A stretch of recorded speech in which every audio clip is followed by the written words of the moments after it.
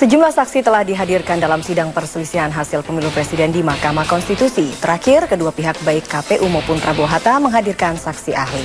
Bagaimana kesaksian para ahli ini akan menjadi kunci dari Mahkamah Konstitusi memutuskan perkara sengketa Pilpres? Kita akan membedahnya dengan pakar hukum tata negara Refli Harun dan salah seorang saksi ahli yang dihadirkan KPU, Ketua Perkumpulan untuk Pemilu dan Demokrasi Perludem Didik Supriyanto. Selamat malam, Bang Refli. Ya, Mas Didi. Ada 3 catatan penting yang terkemuka di dalam sidang, tentunya masalah DPKTB, kemudian masalah TSM, dan juga masalah pembukaan kotak suara. Kita akan bedah satu persatu. Nah, kita ikuti terlebih dahulu bagaimana kesaksian pakar hukum tata negara Margarito Kamis terkait DPKTB berikut ini. Boleh ada tindakan hukum dari penyelenggara pemilu yang tidak didasarkan pada hukum. Dalam konteks itu, saya ingin menyatakan bahwa khusus mengenai apa yang sudah berkembang, DPKTB saya berpendapat tidak sah karena tidak diatur dalam undang-undang. Saya mengerti bahwa mahkamah dalam kasus yang lain sebelumnya pada waktu itu ingin memastikan jaminan tergunakannya hak-hak warga negara. Tetapi kalau itu jalan pikirannya, maka tidak perlu ada DPT. DPT tetap pun tidak perlu ada. Kan asal orang itu warga negara, berumur 17 tahun atau sudah menikah, sudah bebas memilih. Tapi bukan itu. Dan karena itu saya berpendapat bahwa soal DPT K adalah hal yang bertentangan dengan hukum dan tidak punya dasar hukum dan harus dikualifikasi sebagai pelanggaran konstitusi.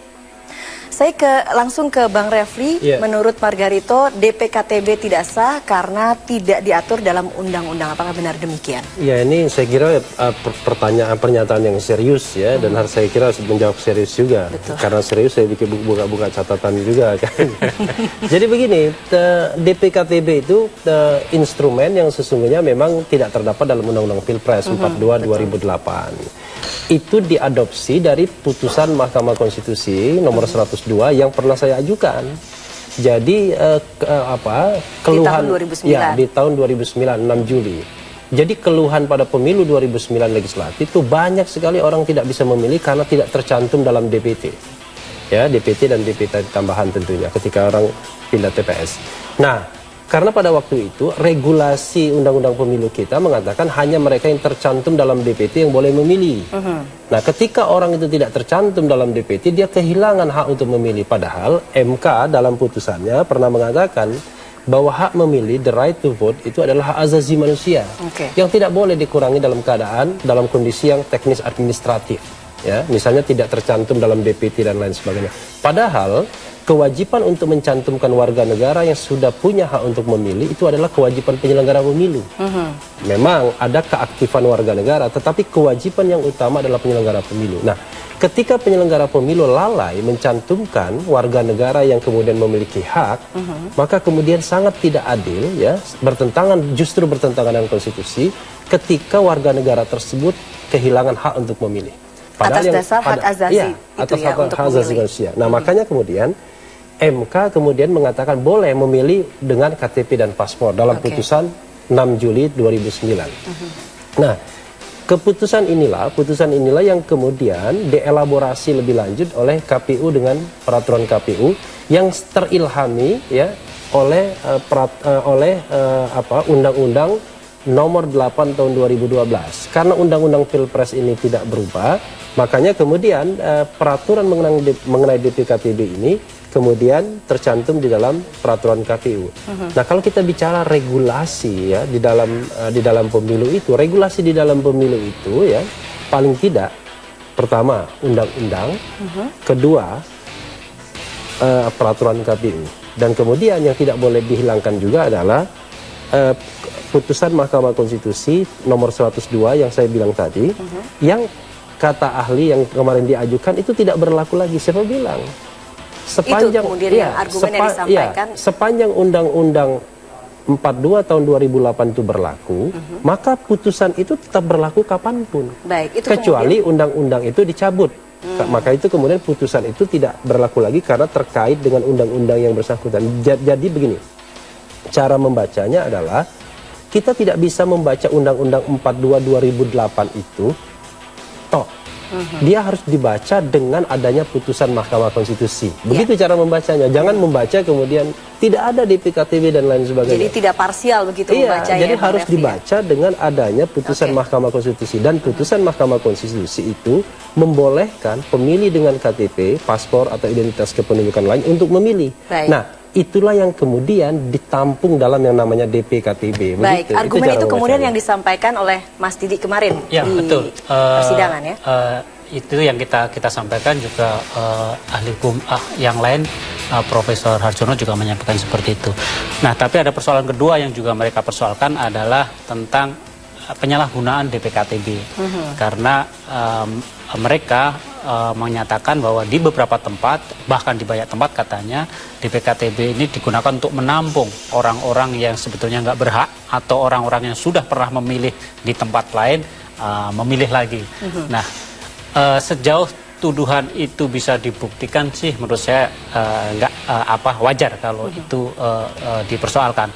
Tapi yang terjadi kan selama jalannya pemilihan presiden Anda mengirim tim untuk memantau jalannya. Kita ikuti proses pemantauan, kita pemungutan dan penghitungan suara. Dan itu tidak terjadi begitu ya? Terjadi, tapi tidak sebanyak yang mereka bayangkan. Jadi memang ada kemungkinan di beberapa TPS ada orang-orang yang nggak berhak memilih di satu TPS karena KTP-nya alamatnya tempatan lain misalnya, di situ itu diperbolehkan. Diperbolehkan. Atau ada juga orang yang sudah masuk di DPT, tetapi karena tidak membawa surat undangan, dia membawa KTP. Nah, yang menjadi masalah adalah apakah kesalahan-kesalahan seperti ini sudah dikoreksi apa belum?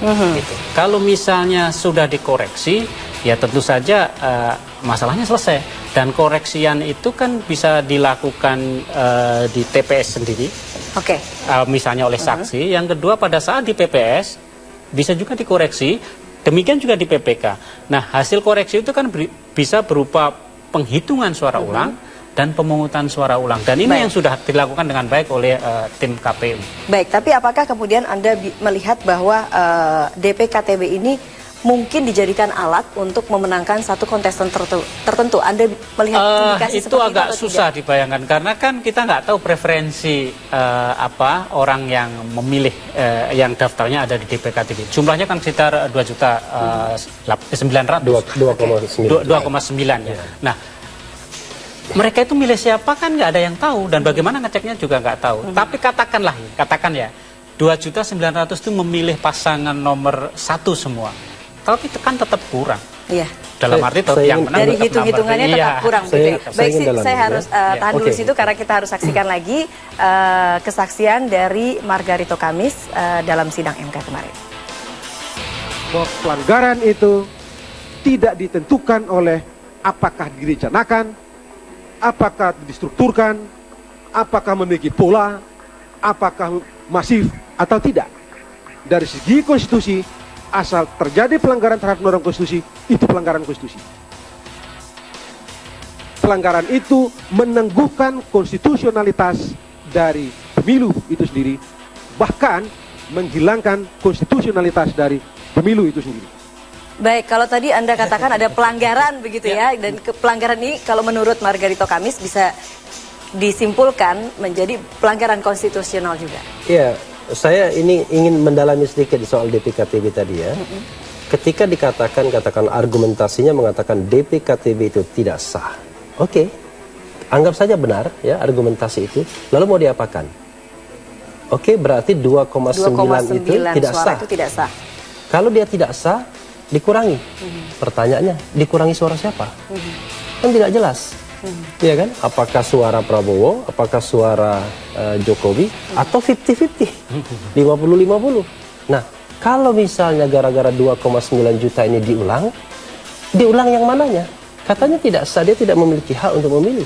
2,9 itu kan dianggap tidak memiliki hak untuk memilih. Bagaimana kalau diulang yang ratusan juta lainnya?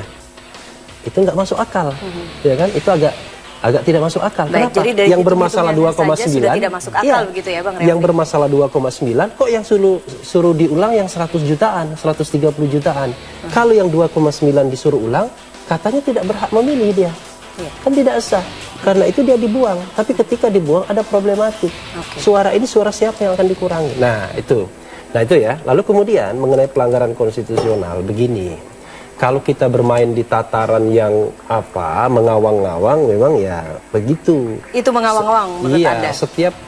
Iya, tanpa mengurangi rekan saya ya, Margarito Kamis. Begini, kalau kita mengatakan setiap pelanggaran konstitusional tidak perlulah pakai TSN. Untuk mengkualifikasikan pemilu itu terjadi pelanggaran konstitusi itu tidak gampang. Baik. Ya kan? Salah satu parameternya misalnya, dia mengganggu betul azas langsung, umum, bebas, rahasia, jujur, dan adil. Oke. Nah, kalau kita kaitkan dengan konteks DPKTB, pertanyaan dan tidak jujur dan tidak adilnya saja sudah nggak jelas. Baik.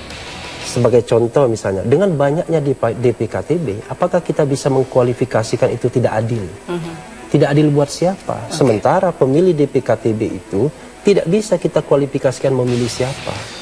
Karena ya, seperti itu, yang tadi disampaikan Mas Didi, untuk tidak jelas juga DPKTB itu memilih pihak satu atau dua. Kalau dianggap minor thing, pelanggaran administratif itu langsung lompat logikanya kepada pelanggaran konstitusional, maka saya akan ketawa begini sebagai contoh.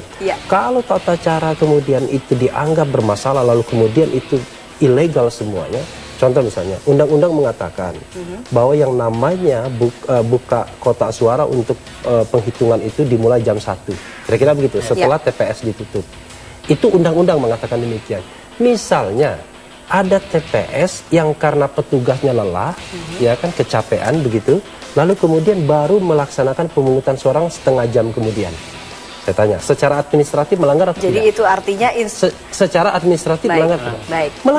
Melanggar. Tetapi tidak masuk akal kalau gara-gara pelanggaran yang sedemikian itu berakibat pada pemungutan suara ulang. Karena itu kalau kita mengkualifikasikan pelanggaran. Saya garis bawahi tadi yang disampaikan masalah DPKTB adalah pelanggaran administratif begitu ya. Harus masuk akal dan tolerable. Baik, kita akan lanjutkan salah satu yang digugat oleh tim Prabowo Hatta adalah masalah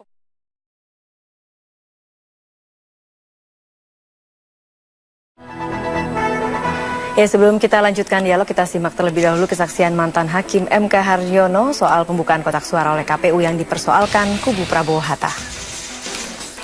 Ini adalah akta-akta yang menjadi properti dari KPU. Karena akta itu dibuat oleh siapa? Dari jenjang aparat KPU, dari pusat sampai ke bawah. Itu adalah properti KPU. Sehingga menurut saya menjadi suatu hal yang terbalik. Kenapa membuka sendiri propertinya mesti harus minta izin orang lain? Nggak masuk akal. Justru kalau orang lain ingin lihat itu harus izin KPU. Akta otentik itu sudah mempunyai kekuatan yang tetap. Bahkan kalau sudah dibuat secara benar, KPU sendiri secara institusi tidak bisa mengubahnya. Itu kebenarannya sudah menjadi kebenaran publik. Kalau sampai KPU sendiri mengubah, maka ada prosesnya, mengubah atas perintah mahkamah, karena ada pemeriksaan di mahkamah bagaimana seharusnya yang benar. Tapi kalau ada perubahan yang dilakukan, maka bukan perubahan sebagai institusi, perubahan perorangan, yang kemudian dia bisa dikenai pidana terhadap perubahan pada akta otentik itu. Maka every time, everywhere, KPU bisa membuka, karena itu adalah di bawah pengawasan dia, karena itu adalah akte yang dibuat dia, sebagai sebuah lembaga yang mandiri. Tidak ada lain. Kalau hitungan KPU disimpan di mana itu? Itu produknya siapa? Oleh karena itu menurut saya, pembukaan kotak seluruhnya adalah otoritas KPU sebagai penyelenggara yang mandiri. Tidak harus dan menjadi tanggung jawabnya untuk memelihara dan menjaganya. Satu contoh, kalau ada PAW keanggotaan DPD, maka siapa yang akan menjadi penggantinya? Dasarnya adalah dokumen KPU. Siapa yang mendapat suara urutan berikutnya? KPU membuka dokumennya sendiri. Ya, kita lanjutkan dialog bersama Ketua Perludem Didi Supriyanto dan Ahli Hukum Tata Negara Refli Harun. Saya ke Mas Didi, bahwa kotak suara adalah properti KPU, sehingga menurut Pak Haryono membukanya tidak perlu izin dari siapapun. Anda sependapat? Ya, ini sebetulnya argumentasi baru dan menarik, dan saya kira mestinya pihak yang mempersoalkan ini bisa kesulitan untuk mematahkan argumentasi ini. Tapi baiklah, saya melihat memang memasalahkan membuka kotak suara pasca penetapan ini memang tidak memiliki makna gitu. Karena apa? Tidak memiliki makna. Ya, karena apa? Karena kan sebetulnya arti penting kerahasiaan itu kan pada saat kotak suara yang berisi dokumen pemungutan suara dan penghitungan suara di TPS dimasukkan di kotak suara, terus kemudian dibawa ke PPS. Di PPS salah satu dokumen yang ada di luar itu dokumen rekap itu dipaparkan, dihitung ulang untuk disandingkan dengan TPS-TPS yang lain. Nah, kalau satu TPS ada masalah, misalnya menghitungnya salah, nggak masuk akal, atau ada komplain yang lain, maka atas kesepakatan para pihak yang ada di PPS dan kemudian juga atas rekomendasi pengawas lapangan bisa dibuka itu untuk dilakukan penghitungan suara ulang atau bahkan pemungutan suara ulang. Baik. Demikian juga ketika di PPS, di PPK. Nah, PPK bisa aja kesimpulannya dilakukan penghitungan suara ulang sehingga kotak suara harus dibuka. Atau penghitungan suara ulang, karena setelah dibuka ternyata ada masalah, tidak meyakinkan, dan kemudian pengawas merekomendasikan perlu pemungutan suara ulang, ya dilakukan. Baik. Nah, sebetulnya inti masalah kenapa kotak suara perlu dijaga itu pada saat sampai di PPK antara TPS, antara di TPS, PPS, PPK di situ, karena setelah itu sebetulnya rekomendasi penghitungan dan pemungutan suara ulang itu tidak terjadi lagi. Baik, tapi kemudian yang menjadi argumentasi adalah perintah untuk membuka kotak suara itu setelah 22 Juli. Artinya sudah tidak domainnya KPU begitu, kotak suara. Ya, sebetulnya ketika suara sudah ditetapkan itu KPU dan jajaran di bawahnya sudah nggak bisa berbuat apa-apa. Karena apa? Katakanlah KPU atau aparat KPU punya niat untuk mengubah dan menyesuaikan dengan hasilnya apa yang ditetapkan KPU, kan itu bisa dilacak lagi gitu. Jadi kan penghitungannya kan berjenjang dari bawah. Ya. Bukan terus KPU menetapkan dulu terus kemudian anggapan yang saya tangkap kan pembukaan ini dimaksudkan untuk menyesuaikan dengan angka-angka yang ditetapkan oleh KPU. Tapi ini kan susah melakukannya. Toh pembukaannya juga melalui prosedur di mana saksi diundang, pengawas juga diundang. Jadi mempersoalkan pembukaan kotak surat suara menurut saya enggak. Jadi tapi lagi-lagi pertanyaannya bagaimana kemudian bisa memastikan bahwa pembukaan kotak suara ini tidak ada intensi untuk menguntungkan salah satu kandidat manapun? Ya, karena hasilnya kan sudah dihitung semua. Itu satu. Yang kedua, kalau dia tetap curiga, prosedurnya kan mengundang pengawas, mengundang saksi. Terus apa lagi gitu? Lagi pula mengubah dalam arti dokumen yang sudah ada itu juga nggak gampang. Jadi sebetulnya agak susah mempersoalkan masalah pembukaan kotak suara ini. Jadi yang dipermasalahkan itu semata-mata semua masalah administratif saja begitu ya, Anda melihatnya? Saya menganggap ya perdebatan mengenai pembukaan kotak suara ini tidak produktif sesungguhnya. Jadi terlalu dilebih-lebihkan ya. Lalu apalagi kemudian dianggap melakukan tindak pidana. Coba baca undang-undang pemilu, tidak ada tindak pidana membuka kotak suara ya. Memang wajib menjaga, memelihara kerahasiaan dan lain sebagainya. Yang dipidanakan itu kalau kemudian ya setelah membuka kotak suara orang mengubah rekapitulasinya atau dokumen-dokumennya, menghilangkan dan lain sebagainya, itu pidana. Nah, lalu kemudian kita kaitkan dengan begini ya. Kan paling gampang yang dikhawatirkan dengan membuka kotak suara itu menghilangkan dokumen, terutama rekapitulasi yang paling gampang. Kan kubu Prabowo Hatta kan sudah mengklaim bahwa mereka menang dengan 67 juta suara. Ya. Kan tentunya ada buktinya. Ada dasarnya. Ada dasarnya. Gitu ya, 67. Sehingga kalaupun misalnya kotak suara itu dibuka dan sengaja diubah untuk disesuaikan dengan proses penghitungan, kan bisa di cross check. Contoh, dengan data pemohon, ya kan, lalu kemudian data Bawaslu, bila perlu data polisi pun bisa dipanggil, karena kepolisian juga melakukan rekap dan mereka juga lengkap C1-nya. Jadi menurut saya, ya, kita harus membedakan antara sesuatu yang sifatnya artifisial dengan sesuatu yang substantif. Saya kira mempermasalahkan buka tidaknya kotak suara itu artifisial. Yang substansinya adalah apakah kemudian ada upaya, ada intensi untuk mengubah rekapitulasi atau dokumen-dokumen yang terdapat dalam kotak suara. Baik, ada intensi atau tidak begitu ya, itu yang penting ya. Baik, sebelumnya saya potong dulu, Mas Refli, kita harus simak terlebih dahulu kesaksian Yusril Iza Mahendra dan Irman Putra Sidin, saksi ahli tim Prabowo Hatta terkait kewenangan MK dalam memutus perkara Pilpres.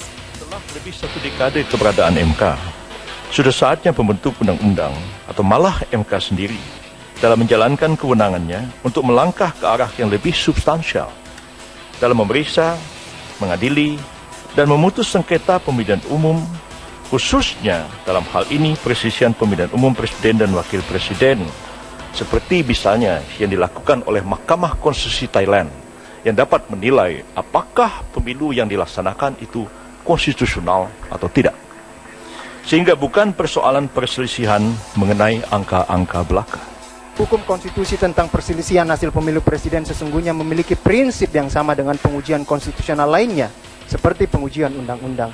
Dalam pengujian konstitusionalitas atas undang-undang, sebagai hasil keputusan mayoritas rakyat melalui wakilnya di DPR bersama presiden, maka ketika satu orang warga negara merasa dirugikan hak konstitusionalnya dan terbukti kerugian tersebut, maka mahkamah bisa membatalkan keputusan mayoritas rakyat yang bernama undang-undang.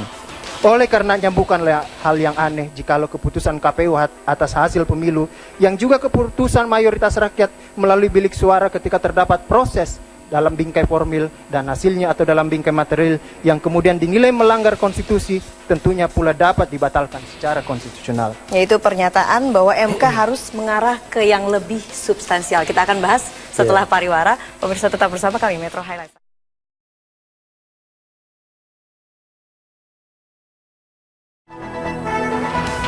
Ya, terima kasih Anda masih bersama kami di Metro Highlight. Saya masih bersama ahli hukum tata negara Refli Harun dan Ketua Perludem Mas Didi Suprianto. Kalau tadi saya mengutip pernyataan dari Pak Yusril, MK harus mengarah ke yang lebih substansif. MK jangan menjadi mahkamah kalkulator. Ya, sebetulnya apa yang diminta atau dituntut Pak Yusril itu, Prof Yusril itu sebetulnya ya sudah dijalankan oleh MK. Apa yang juga dengan pelanggaran terstruktur, sistematis dan masif itu kan memang sifatnya substantif. Jadi dalam proses perselisihan hasil pemilu selama ini setelah tahun 2008 ya. 2008. Itu kan ada dua hal yang bisa dipersoalkan. Satu, penggugat merasa bahwa KPU salah hitung.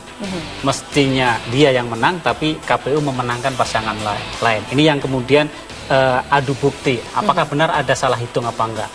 Yang kemudian disebut dengan MK sebagai mahkamah kalkulator. Nah, itu yang sekarang juga coba dilakukan oleh pemohon dalam hal ini dengan cara misalnya mempersoalkan DPKTB, mempersoalkan ada masalah di sana, di sini dan lain-lain. Nah, tapi dia juga mempersoalkan masalah tadi pelanggaran tersebut sistematis dan masif.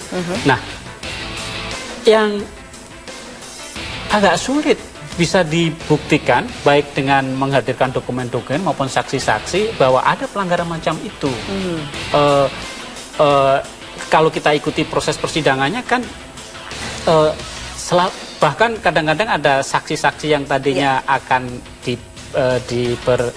diharapkan akan memperkuat tuduhan pelanggaran TSN tadi, tapi ternyata berbalik dalam bahkan ada hitung-hitungan yang mereka juga nggak paham. Gitu. Ini apa yang diminta Pak Yusril saya kira sudah dilakukan. Sebetulnya sudah dilakukan saat ini. Kalau kemudian cuma masalahnya bisa nggak pemohon ini membuktikan dalil-dalilnya gitu. Kalau nggak bisa ya apa boleh buat gitu kan. Baik, kalau mengenai proses yang menurut Irman Putra Sidin tadi melanggar konstitusi, pemilu bisa dibatalkan. Anda melihatnya seperti apa? Iya, kalau kita lihat pernyataan ini rekan saya juga ya, Irman Putra Sidin, itu kan menurut saya pernyataan yang normatif ya. Artinya kalau seandainya terbukti melanggar konstitusi tentu bisa dibatalkan. Itu kan sangat normatif dan saya kira dalam kondisi apapun pernyataan itu ya tidak bisa dibantah.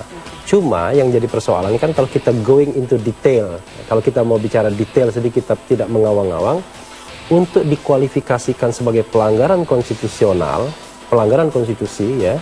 Nah, itu yang sebenarnya punya syarat-syarat yang ketat dan berat ya. Tidak mesti misalnya tidak dan tidak menurut berarti. Anda apakah syarat-syarat itu sudah Nah, itu dihadirkan contoh, dalam persidangan? Contoh saya katakan ya tadi kan. Salah satu prinsip konstitusi, pemilu harus dilakukan secara langsung, umum, bebas, rahasia, jujur dan adil. Ya. Oke. Itu syarat yang apa untuk dikualifikasikan sebagai pelanggaran konstitusional, kira-kira begitu salah satunya. Ya tadi kita mempermasalahkan DPKTB yang tidak jelas, kecurangan yang menguntungkan siapa dan lain sebagainya. Sehingga jangankan kita sampai pada kesimpulan pelanggaran konstitusional, sampai pada kecurangan saja belum begitu. Lalu ketika kita bicara tentang kecurangan, kita kan harus mengkualifikasikan sebagai kecurangan yang terstruktur, sistematis dan masif untuk dikatakan kemudian bahwa pemilu itu kehilangan konstitusionalitasnya.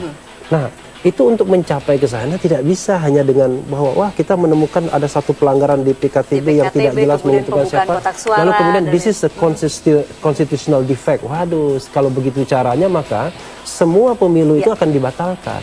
Jadi bahkan ya kalau kita lihat misalnya kehati-hatian hakim MK, masalah noken dan ikat saja yang jelas-jelas sebenarnya kan ada prinsip konstitusional yang dilanggar, yaitu prinsip langsung, umum, bebas dan rahasia, terutama prinsip rahasia, itu saja belum dikategorikan sebagai pelanggaran konstitusional.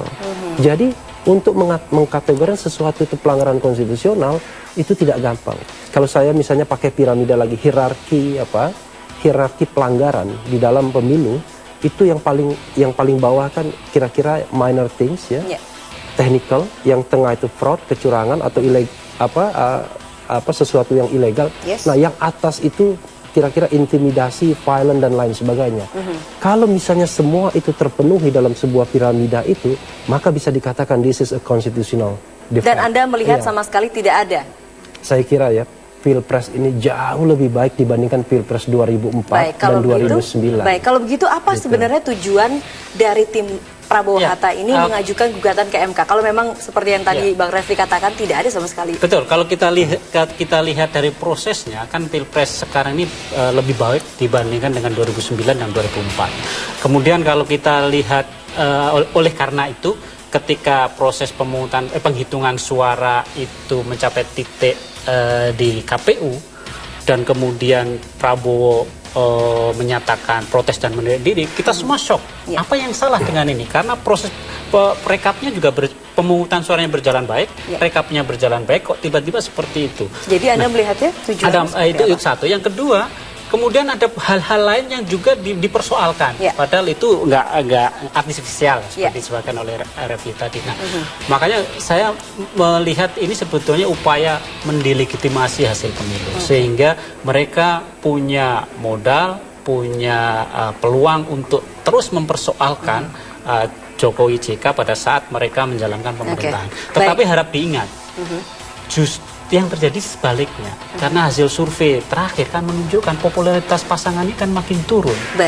Sebaliknya popularitas Jokowi makin naik, sehingga mereka sebenarnya terasing. Anda sepakat bahwa ini adalah upaya untuk mendelegitimasi pemilihan pemerintahan? Kalau itu saya tidak mau beropini, tapi yang saya lihat adalah ya dari sisi kasus ini berjalan, saya membaca kembali risalah-risalahnya ya, Jawa Timur, Jawa Tengah, ya saya merasa geli saja. Kenapa? Coba bayangkan, ada argumen, ada dalil yang begitu besar, ya, menang 50,26%, tapi tidak ada satupun saksi yang mengatakan soal kemenangan itu. Tidak ada satupun saksi.